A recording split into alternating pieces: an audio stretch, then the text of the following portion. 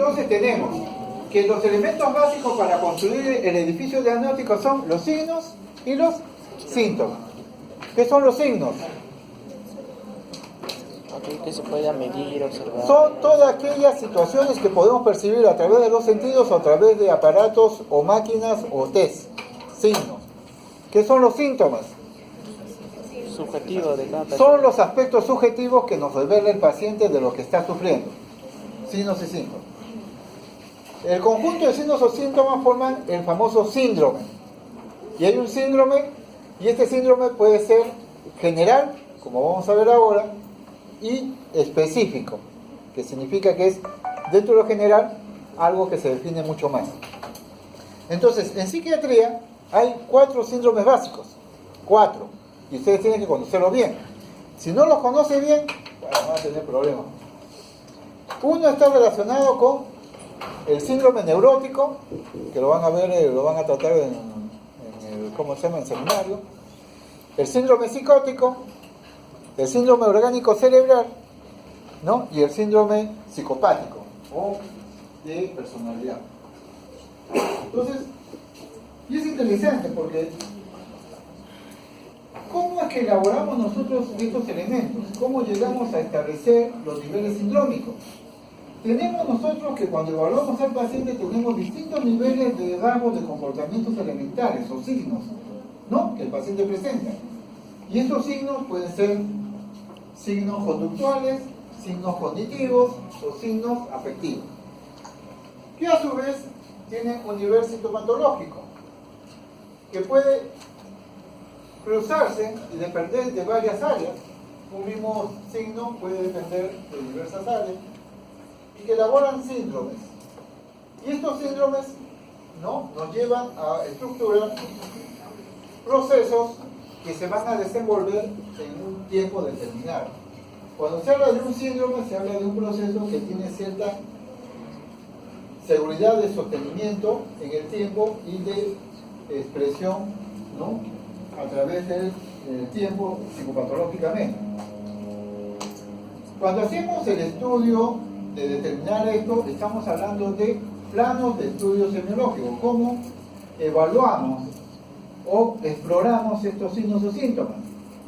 Y es a través del comportamiento y las conductas sociales. Cuando yo veo a alguien que está saltando como loco y está hablando sola, tengo que inferir que de repente tiene un problema psiquiátrico, es algo que esté, ¿no?, hablando con Bluetooth y con su celular. Entonces ya no hablo de autismo ni hablo de psicóticos, ¿no? Pero la mayoría de los comportamientos de los que están prendidos a sus celulares es autista y prepsicótico.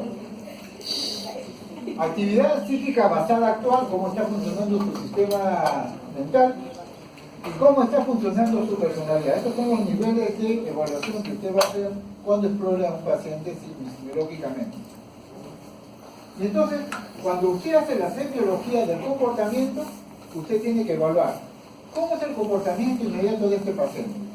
Primero, cuál es su biotipo, cuál es su actitud general, cómo se expresa, cuál es su mímica, cómo es su lenguaje, cómo reacciona a la entrevista con el que lo está evaluando, el psiquiatra, el psicólogo o el médico. ¿Cómo es su comportamiento cotidiano, ¿no? ¿Cuáles son sus hábitos higiénicos?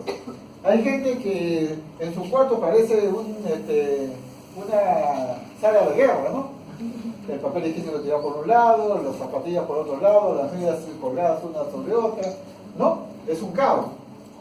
Y hay lugares donde usted va y le parece que estuviera entrando a una iglesia, todo bien ordenadito, bien limpio y nada fuera de orden. Eso también son cosas que uno tiene que evaluar. ¿Cómo es su sueño, su alimentación, su vida familiar, su actividad laboral? Son elementos de semiología. ¿Cuáles sus reacciones o qué conductas antisociales puede estar presentando? Fugas del hogar, suicidio, agresión, atentados contra la moral, robo, incendio. Son elementos que nos van a servir para evaluar, ¿no?, cómo está desenvolviéndose una persona. Y entonces encontramos que para hacer el estudio de clasificación o elaboración diagnóstica, tenemos en psiquiatría 4 campos. El campo de la psicopatía,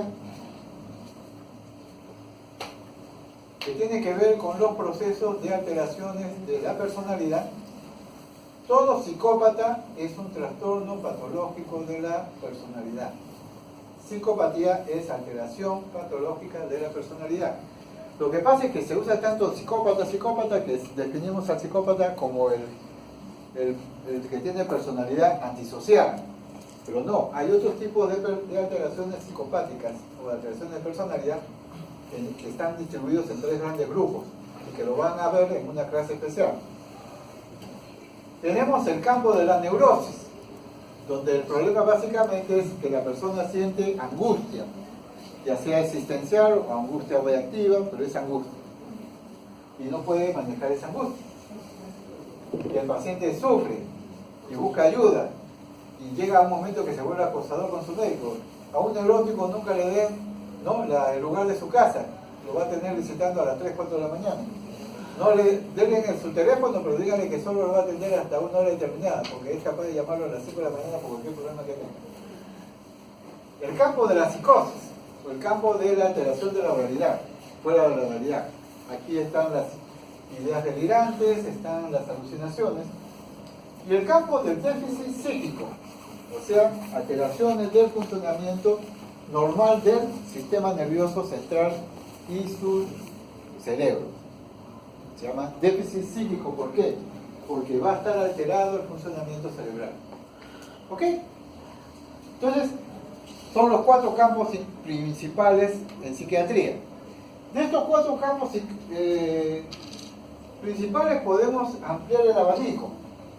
Y entendemos entonces que psicopatía solamente tiene un segmento. Pero tenemos, por ejemplo, que la psicosis se divide en 2. Psicosis endógenas o psicosis de causa de alteración del funcionamiento metapsicológico, y psicosis exógena o de causa somática o por drogas o alcohol u otras causas. Que los déficits psíquicos, que son alteraciones del mal funcionamiento cerebral, se pueden dividir en 2. Las demencias, que son alteraciones de deterioro mental, y las oligofrenias o los retardos, que son alteraciones del desarrollo, pero corresponden al déficit psíquico. Y por supuesto, la neurosis se divide en 3 tipos.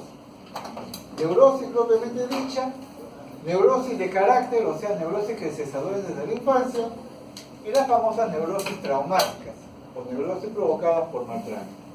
¿No? Entonces, el campo de la psiquiatría, de ser 4, se amplía mucho más. Y entonces tenemos que estos 2 campos se mueven en este nivel, y estos 2 campos se mueven en este nivel. Y entonces, al inicio, históricamente se hablaba del mundo neurótico y el mundo psicótico. Pero después hemos detectado pues, que no es solo neurosis, porque hay alteraciones de desarrollo de personalidad, entonces ya escapa la neurosis, ¿no? Y de la psicosis hemos encontrado que los déficits psíquicos, que comparten algunas características, ¿no? Pero ya hay ampliación de más campos. ¿Qué es lo característico del lado psicopático o neurótico? Primero, que los procesos son de causa psicógena, específicamente, o sea, causa de problemas, ¿no?, de funcionamiento psicológico, que afecta la conducta, que no provoca deterioro, o sea, no hay deterioro, la persona no tiene problemas para funcionar bien con sus capacidades intelectuales, y que por lo tanto son responsables plenamente de sus conductas. Por eso un psicópata o un neurótico, si comete un delito, va a la cárcel. Va a la cárcel porque es responsable, es consciente de lo que hace. A diferencia de el campo de la psicosis y los déficits psíquicos, que cuando está activo estos campos, tienen que ver mucho en algunos aspectos con cuadros orgánicos o trastornos psicopatológicos básicos, con deterioro o defectos de la personalidad se altera en la psicosis y los déficits psíquicos, y por lo tanto que la responsabilidad está disminuida o anulada. cualquier acto antisocial provocado en esta área, en estado activo, hace que el paciente sea inimputable, o sea, no se le puede castigar, ¿no? Y hay una buena cantidad, precisamente es un problema cuando es un paciente que tiene un problema psiquiátrico de esta área, que comete un delito y el juez no lo puede meter a la cárcel porque no tiene conciencia de lo malo que ha hecho. Pero igualito lo mete al hospital psiquiátrico y le manda una cantidad de años tan igual como si hubiera estado en la cárcel. Pues esa es la consulta de los jueces. Por temor. O sea, los jueces tienen temor de que si lo dejan suelto vaya a cometer de nuevo el delito. Sí. Usted mencionó que la psicopatía es un problema a nivel de personalidad. Sí. Pero en el cuadrito usted ha puesto que está del lado de conducta. En el cuadro anterior.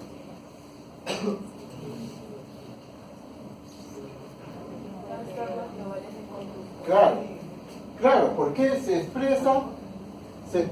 ambos se expresan por trastornos globales de conducta. ¿Cómo es el comportamiento del psicópata? Provoca problemas, ya sea para los que están alrededor suyo o para los que están adentro. Intente vivir con un neurótico. Vivir con un neurótico es un tormento. Le hace la vida imposible, lo hace sufrir a usted. El neurótico lo tiene a usted cansado de sus quejas. Y son problemas conductuales. ¿Son conductas o no son conductas? ¿Qué es la conducta? La conducta es toda expresión desde el punto de vista de conducta cognitiva, conducta afectiva y conducta no motora. O sea, ¿cómo evaluamos a un paciente? A través de su conducta. Conducta cognitiva, pensamientos. Conducta afectiva, emociones. Conducta motora, actos. Esos son, por eso hablamos de trastornos globales de la conducta. ¿Ya? Que no significa que no sean responsables, ¿eh? Tienen problemas, pero son responsables de esos problemas. Ellos mismos se lo hacen. Ellos los mismos se lo provocan. Los que meten en camisa de 11 varas. Muy bien. Entonces vamos a evaluar cada uno de estos grandes 4 campos. 4 campos que significan los campos de la psiquiatría.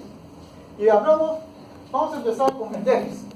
O sea, aquellos que tienen déficit de funcionamiento, del sistema nervioso central. O sea, su mente no está intelectualmente, afectivamente, no está funcionando adecuadamente por alteraciones en el funcionamiento del cerebro. Y tenemos entonces que, mientras que estos tienen déficit, los otros producen síntomas y signos, o sea, son productivos. Producen sintomatología psicopatológica. Y dentro del déficit, las características básicas son inhibición de la conducta, o sea que la conducta viene a menos, y déficit intelectual, se altera la inteligencia. Muy bien, son las 2 características básicas en el proceso del déficit. Tenemos entonces los cuadros orgánicos cerebrales, pero tenemos que tener en cuenta que los cuadros orgánicos cerebrales se pueden dividir en 3 tipos. Los síndromes cerebrales locales o focalizados, donde las lesiones cerebrales están en una parte determinada del cerebro y que a partir de esa lesión en el cerebro van a presentarse alteraciones solo que afectan a esa área por el mal funcionamiento. Y entonces, ¿qué encontramos aquí? Que la energía del paciente está venida menos, se pone lento, no funciona, tiene mayor expresión de sus conductas instintivas, no hay autocontrol, el cerebro pierde el control de los impulsos y puede expresar su cólera, su ira o su sexualidad abiertamente, puede tener alteraciones del humor o no, y por supuesto, hay alteraciones en el área de la memoria del aprendizaje, o sea, no pueden aprender adecuadamente. Por otro lado, tenemos el síndrome cerebral crónico, que ya es global, mientras que el circunscrito es lesión en un determinado lugar. En el caso del síndrome cerebral orgánico crónico, se compromete todo el funcionamiento cerebral. Entonces se caracteriza por un mayor compromiso en las áreas de orientación, ¿no? Hay alteración de la memoria, perdón, alteración de la orientación, alteraciones de la atención, alteraciones de la memoria, de las funciones mentales intelectuales, del juicio, y presentan una afectividad lábil. El síntoma principal es alteraciones de la memoria de trabajo para aprender nuevas cosas. Estas personas no pueden aprender nuevas cosas. Usted le da un encargo y se olvida. Ahora, este cuadro orgánico cerebral crónico puede ser primario o puede ser secundario a un síndrome orgánico cerebral agudo. ¿Me dejo entender? O sea, cuando hay una lesión cerebral, hay un síndrome orgánico cerebral agudo, que compromete principalmente la conciencia, ¿no?, la atención y la orientación. Conforme se va definiendo, va apareciendo el síndrome orgánico cerebral crónico. Por lo tanto, tiene tendencia a ser irreversible, o la lesión cerebral se vuelve difusa, ¿no? Y puede presentar como síndrome, que es principal el déficit, alguna sintomatología de las otras áreas. Puede presentar síntomas psicopáticos, puede presentar síntomas neuróticos, o puede presentar otros tipos de síntomas, pero es como algo más, pero no es obligatorio que esté presente. Tenemos el famoso síndrome de ruina de configuración, que significa que la personalidad que normalmente tenía un paciente se ve alterada y deteriorada.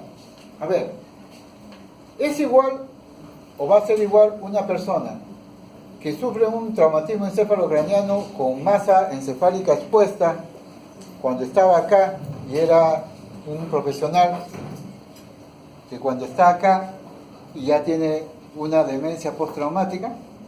No, ¿no es cierto? ¿Su funcionamiento cerebral va a ser el mismo? No.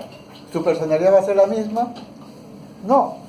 ¿Su comportamiento va a ser animalesco? Probablemente, sí. Doctor, lo que pasa es que hay alguno que tiene clase ahorita, entonces